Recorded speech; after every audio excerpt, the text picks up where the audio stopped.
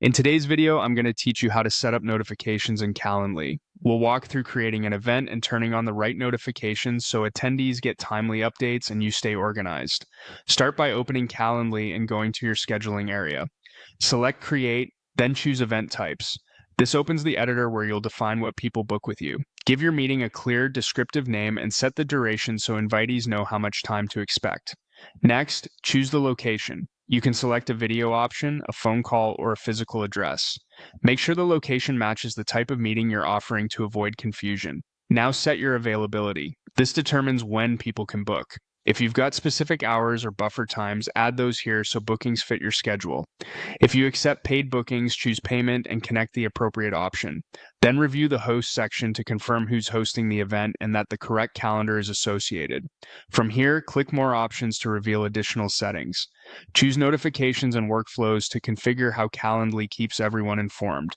Go to Basic Notifications to work with the most important messages. Begin with the calendar invitation.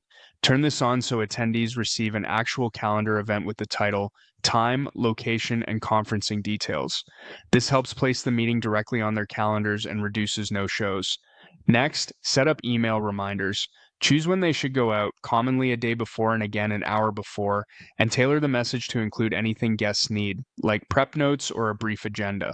Keep the subject lines clear so they stand out in inboxes. If you want to reach people on their phones, enable text reminders.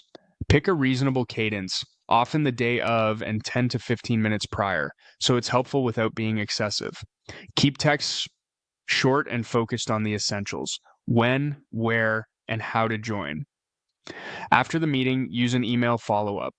This is perfect for sending a thank you, next steps, or links to resources. Keep it concise and make any calls to action easy to find. You can toggle each of these notifications on or off as needed. If you're experimenting, start with one or two, then expand once you see what works best for your audience. When everything looks good, click Save Changes. That's it, your event is ready and your notifications are set to keep everyone on track.